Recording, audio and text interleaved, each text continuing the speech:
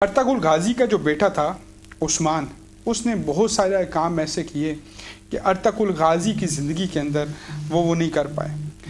बाबा जी बहुत कुछ चाहते थे, खादिम हुसैन रिजवी साहब। अब साद हुसैन रिजवी साहब वो सारे काम करने चाहते हैं, लेकिन याद रखिएगा कि देर आए दुरुस्त आए और उम्मीदें बाहर रखना, ये दोनों चीज़ हैं।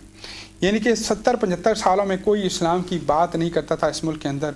जो भी आता था वो अमेरिकों को खुश करके, वो जाके तरले करके गोरों के, यूरोपियन के और अपने आप को इक़्तिदार में ले आता था। अब वो वक्त आ गया है कि हम ना किसी का मिन्नत तरला करेंगे। जैसे तुर्की के अंदर अमेरिका नहीं चाहता कि बार बार तैयब उर्दगान आए, लेकिन तैयब उर्दगान आते हैं। सद्दाम हुसैन की हुकूमत अमेरिका कभी भी नहीं चाहते थे कि वो आए, लेकिन सद्दाम हुसैन बरसरे इक़्तिदार आए। कज़ाफ़ी की हुकूमत कभी भी नहीं चाहता था कि अमेरिका आए, लेकिन अमेरिका के अंदर कज़ाफ़ी की हुकूमत आई। और आप लोग खुद कंपैरिजन कर लें, आज तैयब उर्दगान मुल्क के ऊपर जब इस्लामी निज़ाम का नफाज हुआ तो मुल्क ने कितनी तरक्की की।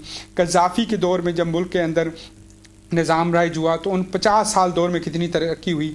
सदर सद्दाम के दौर में जब मुल्क के अंदर मुसलमानों का सही मानों में इस्लाम का राज हुआ तो मुल्क ने कितनी तरक्की की। यही तकलीफ़ है इन लिबरल्स को तरीके लब्बैक के साथ कि ये आ गए तो मुल्क तरक्की की जानिब गामज़न हो जाएगा। अल्हम्दुलिल्लाह we have a strong team related to economy, we have a strong team related to everything.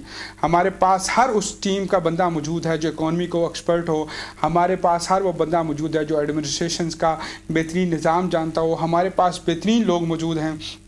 अगर तहरीक लब्बैक को आप लोगों ने सपोर्ट किया, इसको मौका मिला, तो ये यकीनन बरसे इक़्तिदार में आकर आप लोगों के लिए वो निज़ाम लेकर आएगी जो सही मानों में हज़रत उमर फ़ारूक का निज़ाम था, जो सही मानों में इस्लाम का निज़ाम है। तो सपोर्ट करें तहरीक लब्बैक को और इस बात में देर ना करें कि चलें ये किसी और को दे के आजमाते हैं, अगली बार किसी और की नहीं।